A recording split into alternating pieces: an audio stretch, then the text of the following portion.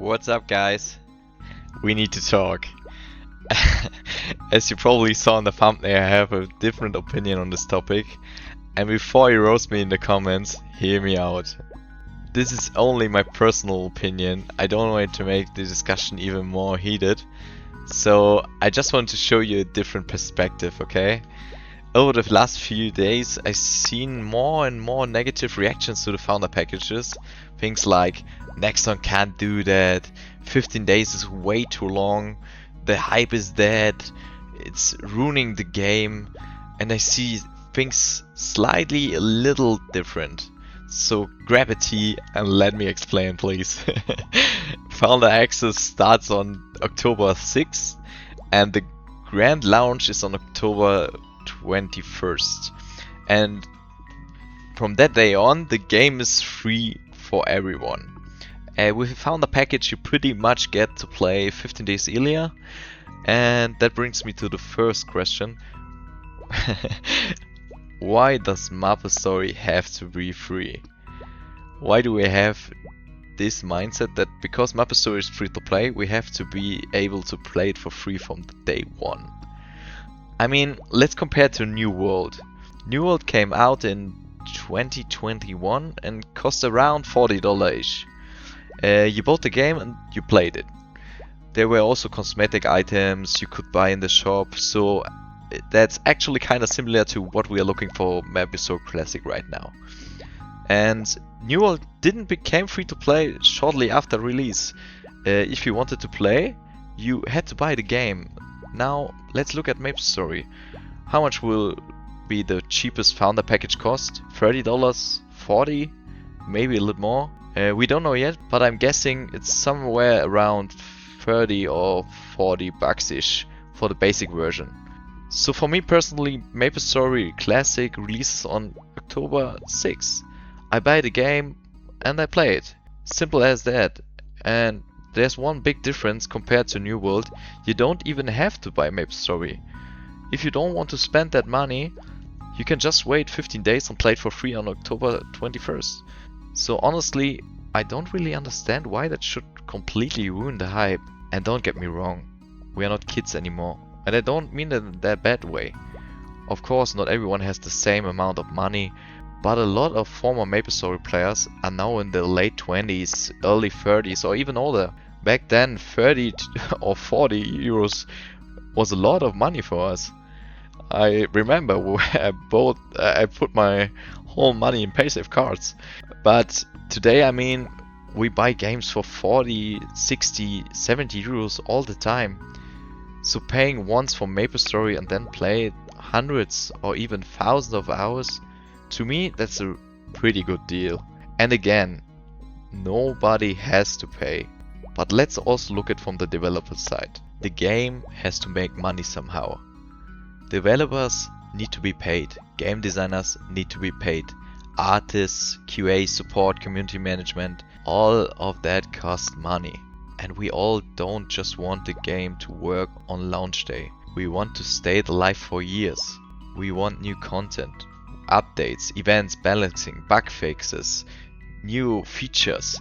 And in the best case, years from now, we still want the developers working on MapleStory Classic. For that to happen, the project has to make money. And there's one thing we definitely don't want, and that's pay to win. So if the game can make enough money through founder packages, cosmetics, pets and stuff like that instead, I'm completely fine with that. And there's also another way to look on those 15 days. They're not just a paid head start. As NEXON already mentioned, not everything's finished yet. And all of us wanted the game to come out. Well, now it's coming out. And people who want to support the game get access 15 days early. And during those 15 days, bugs can be fixed, things can be changed, problem can be found, you know, all that launch stuff. And hopefully, by the great launch, the game will be much better state for everyone. We wanted a release and now we finally have one. So personally, I think maybe we should just be happy about it again. And yes, I know NEXON isn't some small indie studios.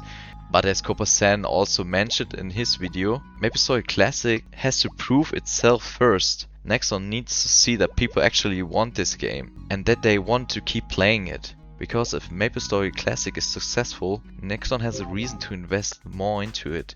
More developers, more updates, more content, more events. And hopefully many more years of MapleStory Classic. And that, guys, is exactly what I want. And honestly, that's kinda the most important point of this entire video. Because with all these discussions about founder packages, prices, early access and all that stuff, I feel that we are forgetting something.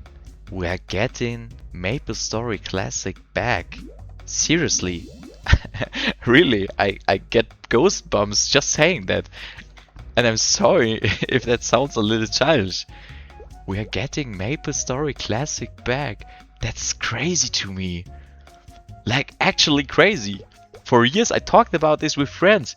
Dude, imagine MapleStory came out like this back then.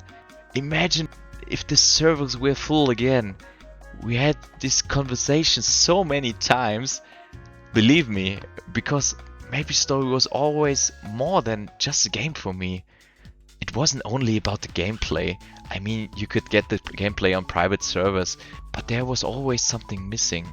The full service, the community, Hennessy full of people, Canning full of people, the free market, the conversations, the friendship, joining a party with someone you just met 5 minutes ago, the feeling of everyone expecting the same word together.